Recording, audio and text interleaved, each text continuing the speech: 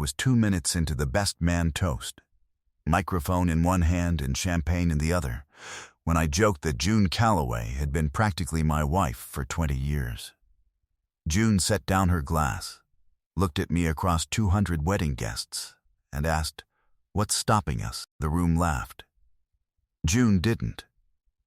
That's how I knew the question was real. I stood there in a rented suit at Tommy Reyes's reception, holding a microphone that suddenly weighed 40 pounds, while my childhood best friend, the girl who taught me to ride a bike by lying about holding the seat, the woman listed as my emergency contact in 3 states, waited for an answer with her chin up like she'd already jumped off the cliff and was just checking whether I planned to follow.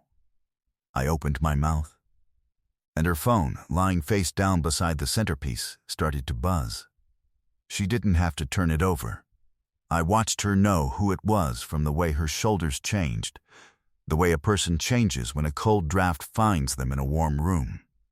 She turned it over anyway. From 4 feet away, upside down, I read the name I had spent 3 years carefully not saying out loud. Marcus Hale. June stood, mouthed "I'm sorry" to the bride, and walked out through the fire door, heels in her hand, phone ringing against her thigh like something alive. 200 people were still looking at me. I raised my glass. "To Tommy and Priya," I said. "May you never leave each other standing in a moment like this one." Everyone laughed again, because they thought it was part of the bit. Then I put down the microphone and went after her, because I had spent 11 years not going after her, and I was done finding out where that road went. She was sitting on the curb behind the banquet hall in $800 of bridesmaid silk, bare feet on cold asphalt, watching her phone ring itself out. 4 missed calls. It started a 5th time while I lowered myself down next to her, and she pressed decline with the flat calm of someone who has done it 1,000 times and paid for it 1,000 times. "You meant it," I said. "In there." For about 9 seconds, she said. Then I remembered. Remembered what? She laughed. The small, ugly laugh people use when the joke is on them. "Sam, you know I'm still married." I did know. Everybody in Hartwell knew June had left Marcus 2 years ago, packed 1 car in 1 afternoon, and moved back into her mother's yellow house on Linden Street. What I had assumed, what everyone assumed, was that the paperwork had long since caught up with the fact. "You've been separated 2 years, I said. "Separated isn't single. Ask his lawyer." She tipped her head back against the brick. "Ask his lawyer's lawyer. Marcus is a real estate attorney, Sam. Litigation costs him nothing. It costs me $400 an hour. Every filing gets a continuance. Every hearing gets rescheduled. My attorney calls it attrition. I call it a door he holds almost closed, just so I can watch the light through the crack." Her phone lit again, not a call this time. A text. She angled the screen so I could see it, because she was past protecting me from it. "Tell Tommy congratulations. You looked beautiful tonight." Marcus Hale was not at that wedding. Marcus Hale had not been invited within a mile of that wedding. "He always knows where I am," June said quietly. "It's a small town and he's good at his job. That's all it is." She said it the way you recite something a professional taught you to say instead of the true thing. I drove her home. We didn't talk much. When I pulled up in front of the yellow house, she sat for a second with her hand on the door and said, "This is the part where you're supposed to say, 'Ask me again when you're free.' Don't. Because free could be never, Sam, and I won't do that to you." "I've done 11 years, I said. "Never shorter."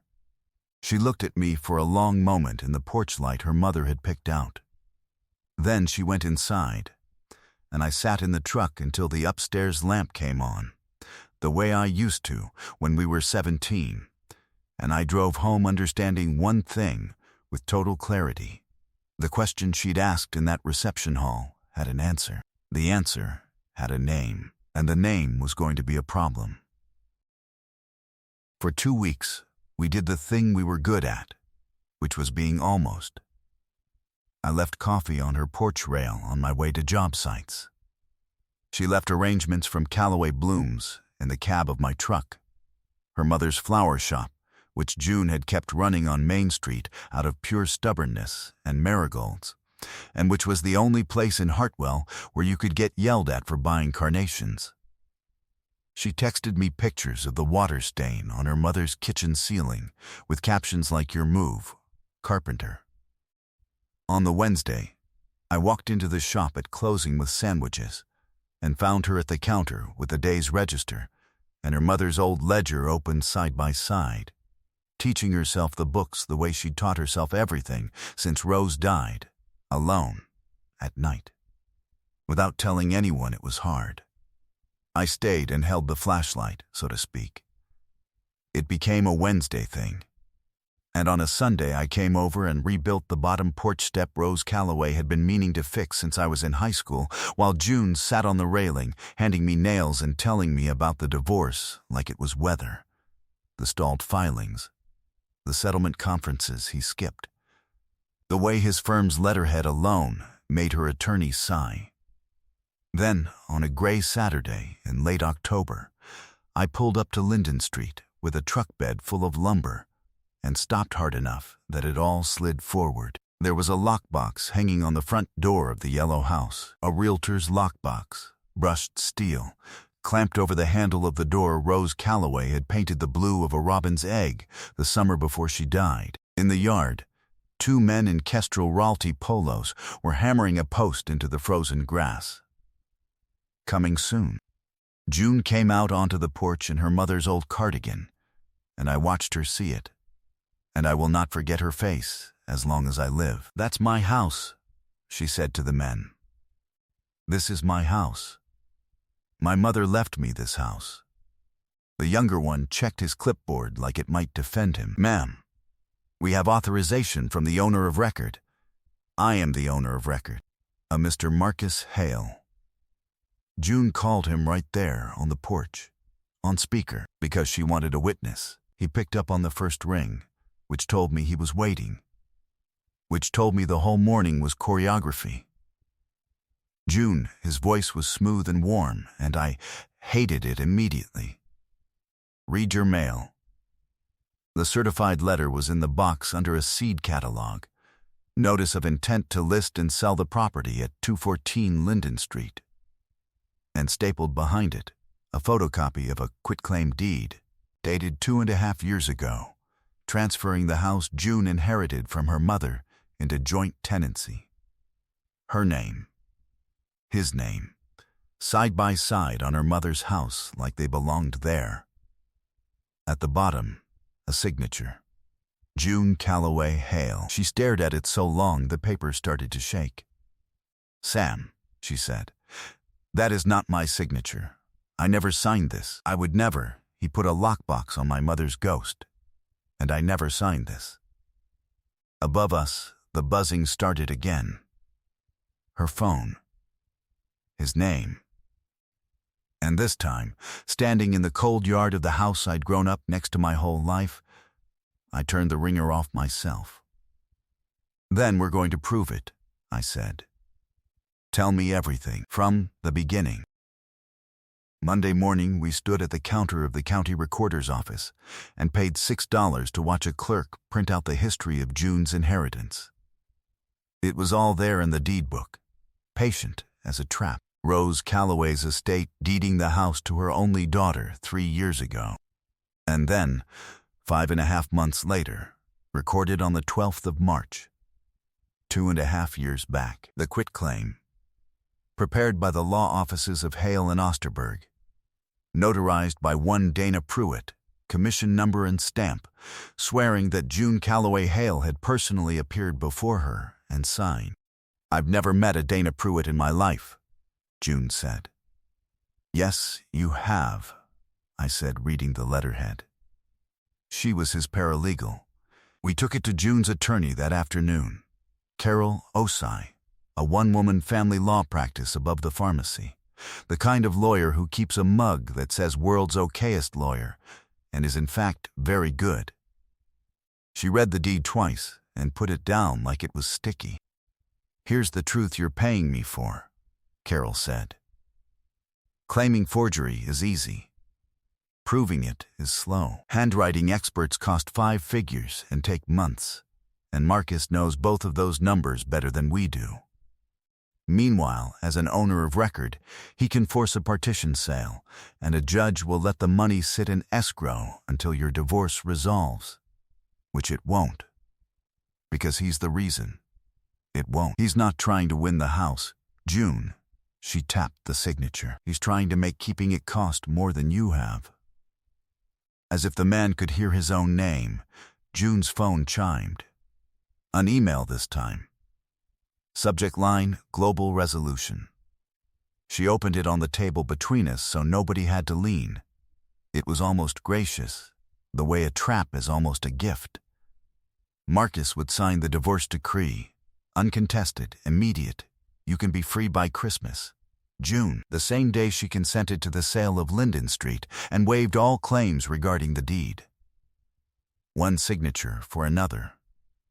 The last line sat alone in its own paragraph, and I have thought about it many nights since. Everything ends the day you say yes. "My freedom," June said, "priced at one house." She laughed the ugly little laugh again, and for a second I saw it. She did the math, her mother's kitchen against her one short life. I understood the math. I hated how well I understood it. "He doesn't want the house," I said. "If he wanted money, he'd have taken the money years ago. He wants you to hand it to him. He wants you to kneel on the way out." June looked at the email for a long time. Then she closed the laptop with 2 fingers, gently, the way you close a casket. "Carol," she said, "how do we prove a forgery without 5 figures in 6 months?" "2 ways," Carol said. "The notary recants, or you prove you were somewhere else." She looked at June over her glasses. March 12th, 3:30 in the afternoon per the stamp. "Where were you?" June opened her hands 2.5 years ago, a Thursday. Who remembered? And something cold walked up the back of my neck, because a date had been bothering me since the recorder's office, humming at a frequency I couldn't name. "I know where you were," I said slowly. "I just have to prove it." That night we went through the cedar box. Everyone whose mother has died knows the box I mean, the one you carry from the estate sale to the closet and cannot open. Because paper holds a person's handwriting longer than a body holds anything. June had never sorted Rose's papers. We sat on the floor of the yellow house with the furnace ticking and went looking for the original estate deed. And instead the box did what boxes like that do. It gave us the notebook first. A spiral hospice notebook, Rose's slanted hand going unsteady across the last pages, medication times, half a grocery list. And then, near the end, alone on a page, tell June about the letter. Tell Sam after. Tomorrow, there was no entry after that. "What letter?" June said. And even as she said it, her hands were moving in the box. And then they stopped moving, because she'd found an envelope with one word on the front in handwriting that was not her mother's. It was mine. June, in the block capitals of a 23-year-old boy trying to look like a man. Unsealed, edges gone soft, the way paper gets when it has been carried, and read, and carried again, and stuck to it. A yellow sticky note in Rose's hand, found in the glove box of M's car. "I am so sorry. I never knew how to give this back." June read my letter on the floor of her mother's living room, 11 years too late. I didn't need to read it. I had it memorized, the way you memorize the worst thing you ever survived. I know we said we'd never risk what we have. I've done the math 100 times, and here's the thing. I would rather lose you as my best friend at 9 a.m. tomorrow than spend 50 years standing next to you, pretending. The bus leaves at 9. I'll be on it either way, but I'd rather be on it with you. 23 years old, and it was still the bravest thing I'd ever written. It just spent 11 years in the wrong hands, and then in a dying woman's cedar box, Waiting, you waited, she whispered. At the station.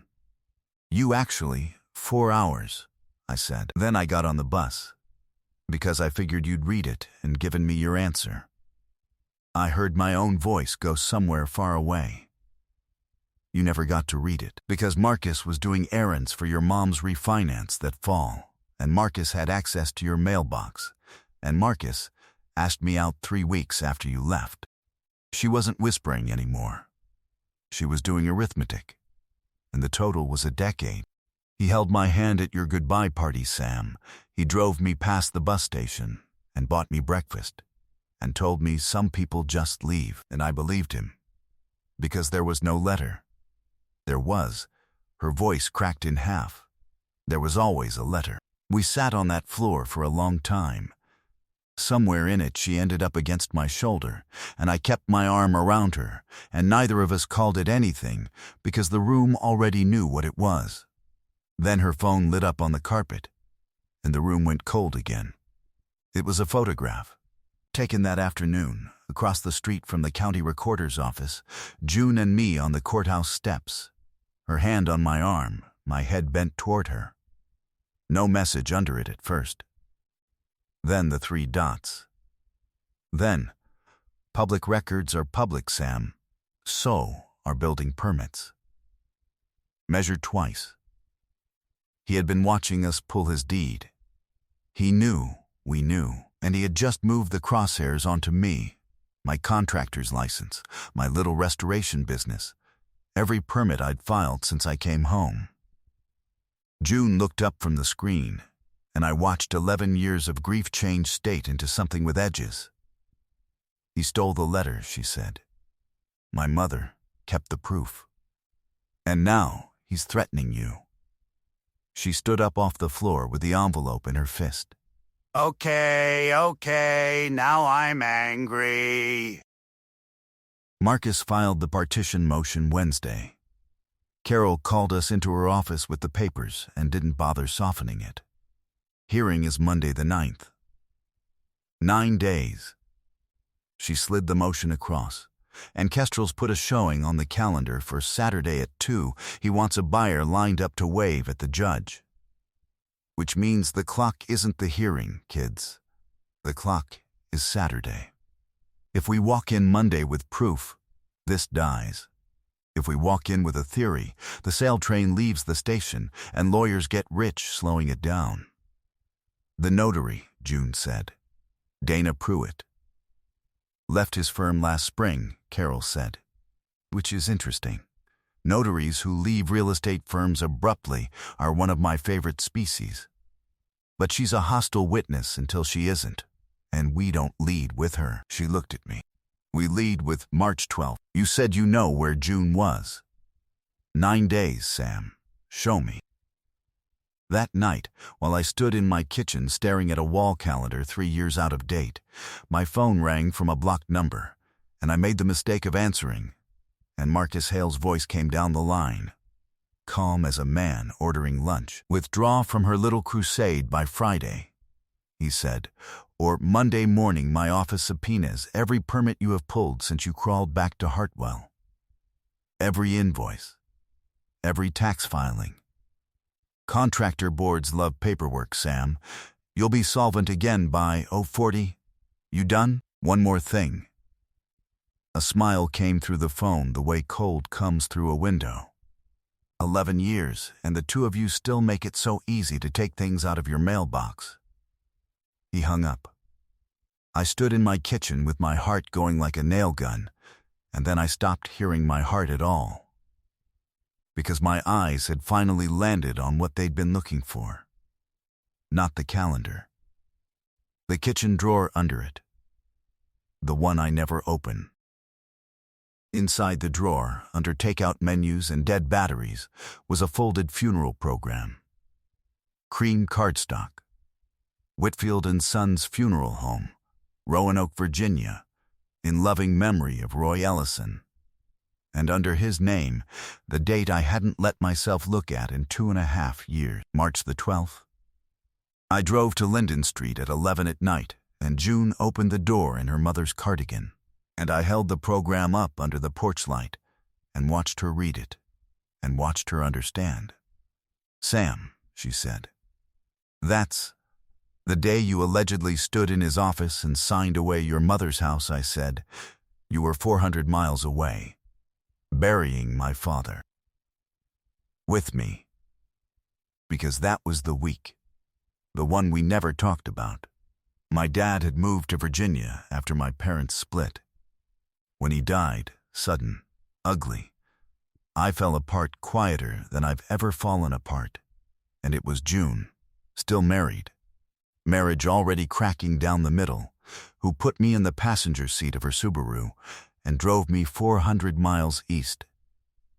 She paid for the gas in Beckley, West Virginia, because my card declined. She paid for 2 hotel rooms, adjoining, and we left the door between them open and talked until 4 in the morning like we were 15 again. She stood beside me at the graveside in the sleet. She signed the condolence register while she held my arm, because my hands would not work. "He watched me pack a bag for your father's funeral," June said slowly, working it out loud. "And he knew.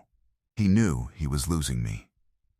So that same week," her hand came up over her mouth, "that same week, he made sure that if he lost me, he'd keep the house. He forged it while I was standing at a grave with you, Sam. He used your father's funeral as his alibi window. Then, we make it his cause of death," I said. "Professionally speaking, we built the file like a house, and we built it fast, because Saturday was coming. Tuesday morning, June called Whitfield & Sons and got Miss Ada, who has run that front office for 30 years and forgets no one, least of all that sweet girl who drove the Ellison boy all that way. By Wednesday, there was a scanned page of the condolence register in June's inbox, her own handwriting. June Calloway Hale, dated March 12th, in a book that lives in Virginia. The bank was slower. Archived statements take 2 business days, the recording said, which is a comfortable amount of time unless each of those days has Marcus Hale in it. It landed Thursday at 4:51 p.m., and we opened it together at her kitchen table. And there it was, line 31. Glowing like a struck match, Marathon 221, Beckley WV, 1142 AM, MAR 12. The notary stamp says 3:15 p.m., Hartwell, Indiana, June said. Her voice had gone very quiet and very level, the way water goes still right before it boils. So at 11:42, I'm pumping gas in West Virginia, and less than 4 hours later, I've supposedly teleported 400 miles to personally appear in his office. She laid the hotel folio beside it, 2 rooms, her card, and the register page, and the program, and squared their edges like a dealer. 400 miles, Sam, time-stamped. I looked at the little paper city on the table, and for the first time in weeks, the fear in my chest moved over and made room for something else. "He forged our goodbye 11 years ago," I said. "Then he forged your signature. He's been writing both of us his whole life. This," I put my finger on the marathon line, "is where we take the pen back." Friday morning, the counterpunch arrived wearing a uniform. Officer Dwyer came into my shop apologetic, hat literally in hand, with a complaint sheet, criminal mischief and trespass, reported at 214 Linden Street. Unauthorized structural alteration by one Samuel Ellison. Marcus, listed as owner of record, alleging that my rebuilt porch step was vandalism of his property.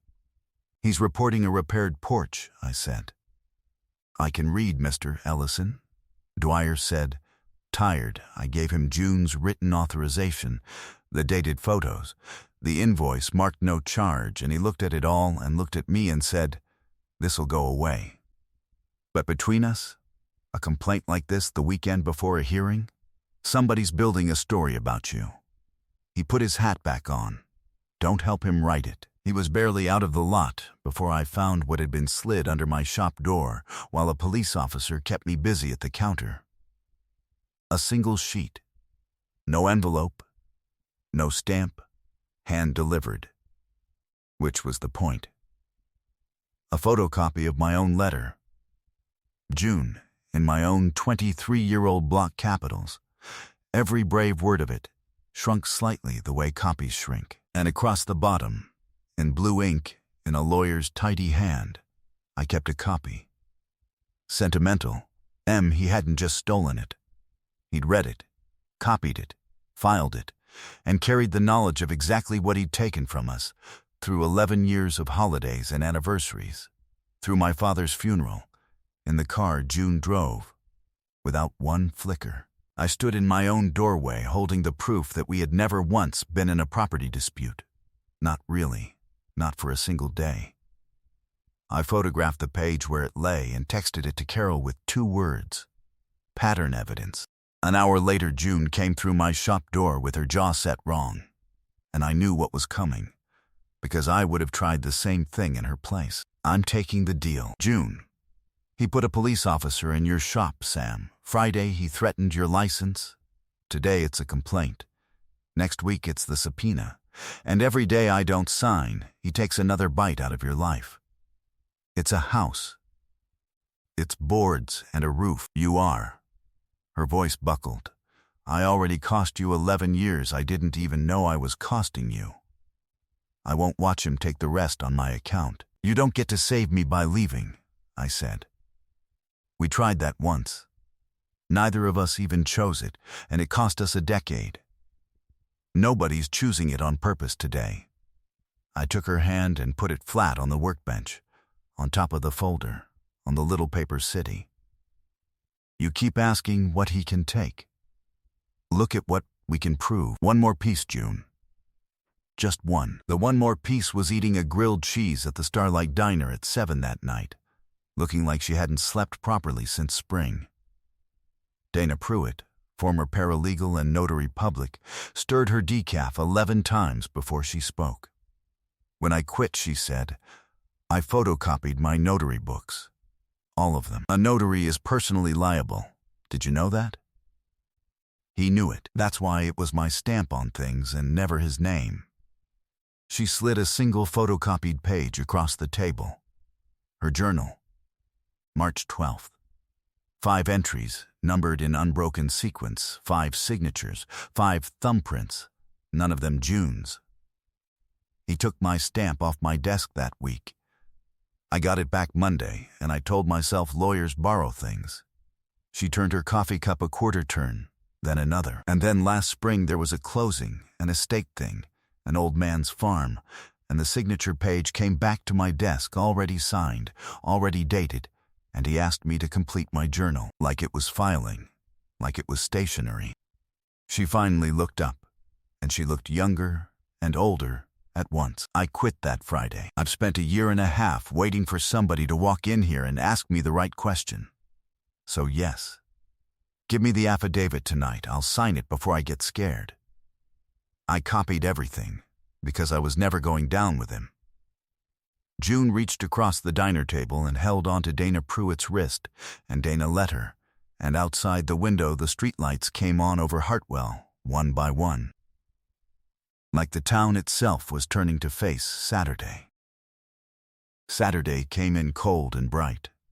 One of those November afternoons where the whole sky looks recently washed. At 1:50 p.m., there were 3 cars in front of the yellow house.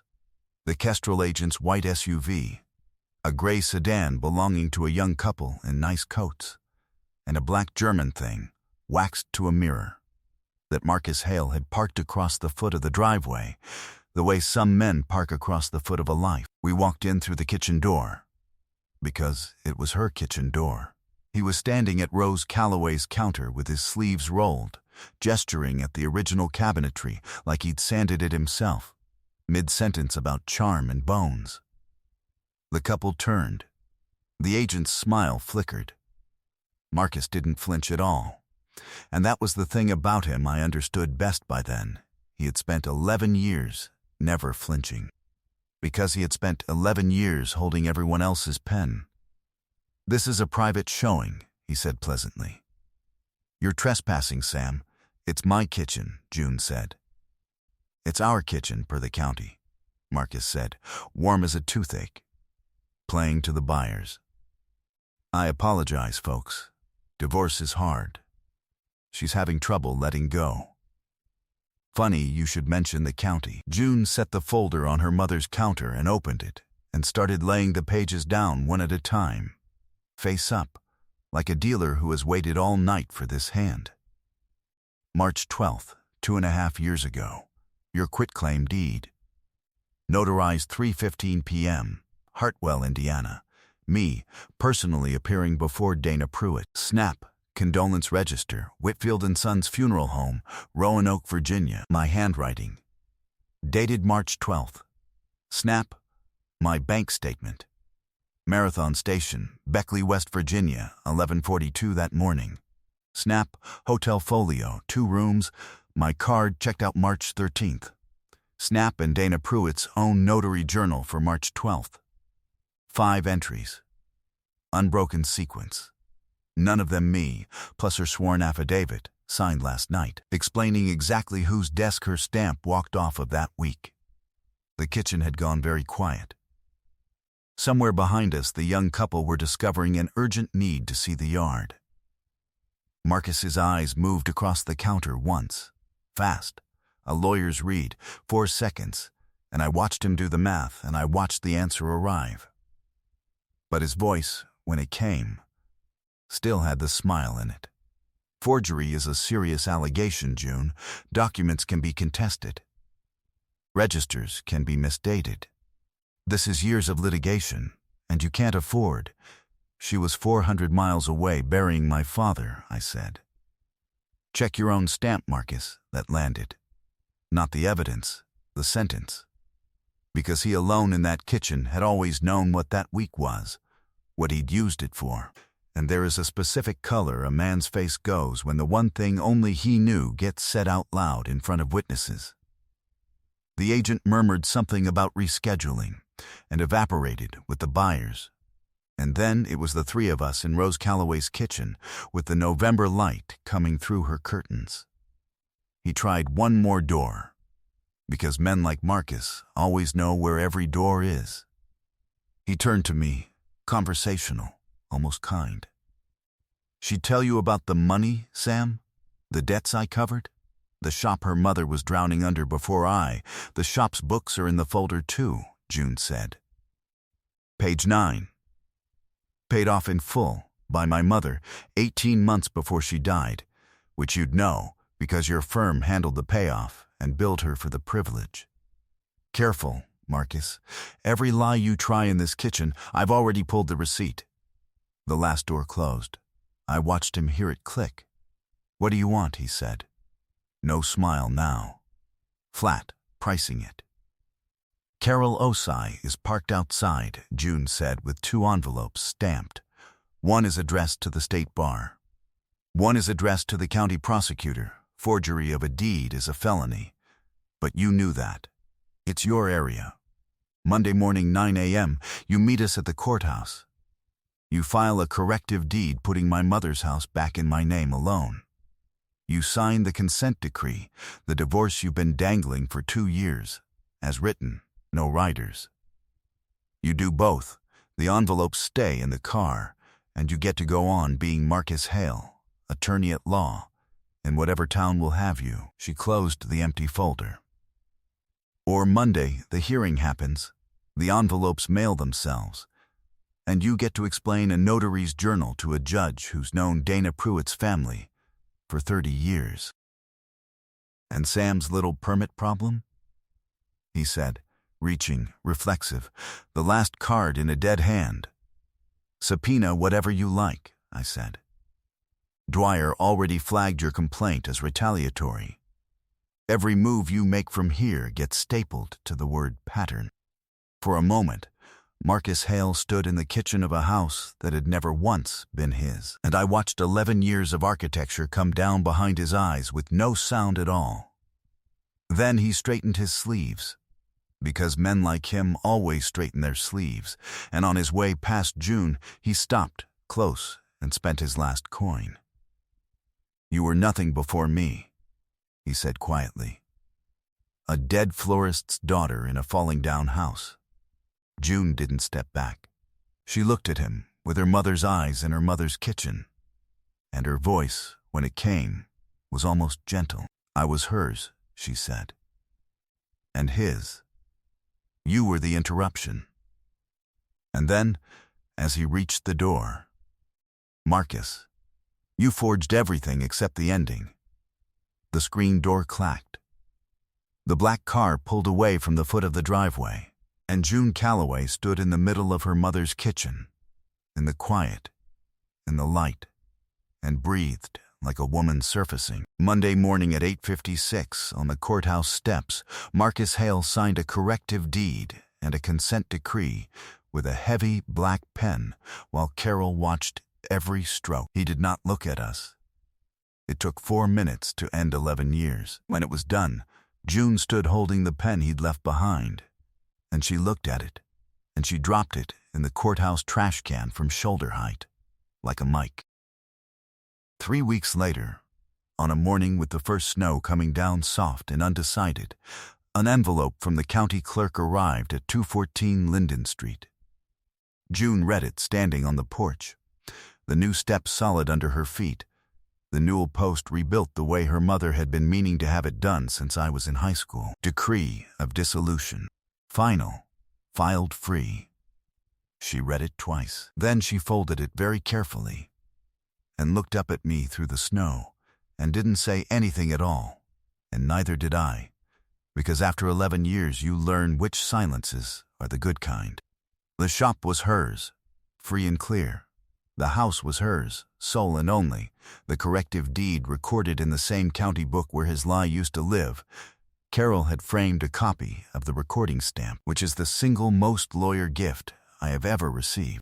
Wednesday nights I still held the flashlight while June did the books, except now she narrated the good columns out loud, like her mother used to the empty shop and the marigolds and me. We walked out back, to the old maple, where the boards of a treehouse 2 kids built with stolen nails were still wedged gray and stubborn in the crook. Snow was catching in her hair. She had her mother's cardigan on over her coat, backwards priorities. Exactly her. 20 years ago, I said, I carved something up there. Told you. It was a woodpecker. I knew it wasn't a woodpecker, Sam. Woodpeckers don't spell. I laughed. And then I stopped laughing, because she had turned to face me and the whole yard had gone quiet the way a church goes quiet. "June Calloway," I said, "you have been practically my wife for 20 years. The snow came down. Somewhere down the street a dog barked twice and thought better of it. She looked at me with 11 years and 1 letter and 400 time-stamped miles standing in her eyes, and she asked it again, the same 4 words, but knew this time. No wedding crowd, no ringing phone, nothing left anywhere in the world attached to them but us.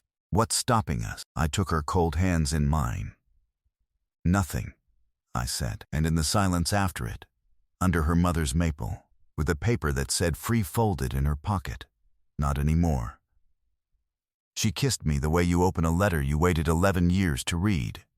And when she finally pulled back, she nodded up at the old gray boards and said, "Ask me properly in the treehouse. It's only fair. That's where you started lying about woodpeckers. So next spring, when the boards are new and the sap is running, I'm going to climb up there with her mother's ring reset in her mother's gold, next to a carving that never was a woodpecker, and I am going to ask my childhood best friend to be, at last, exactly what she always practically was. She already knows. She's the one who bought the nails. So now it's your turn, and I want the truth. If the person who has known every version of you looked up tonight and asked what's stopping us, would your honest answer survive being said out loud? And here's the one I really want in the comments. Who's the person you let a whole decade slip past? Because you were both waiting for the other one to go first. The letter never sent. The bus never boarded. The toast you played off as a joke. Tell me their first initial. Just the initial. I read every single comment, and some of you have been carrying a name for a very long time. If this story found you the way that letter finally found June, Subscribe, because next week's story starts with a voicemail that was never supposed to be heard, and I promise you're not ready for who left it.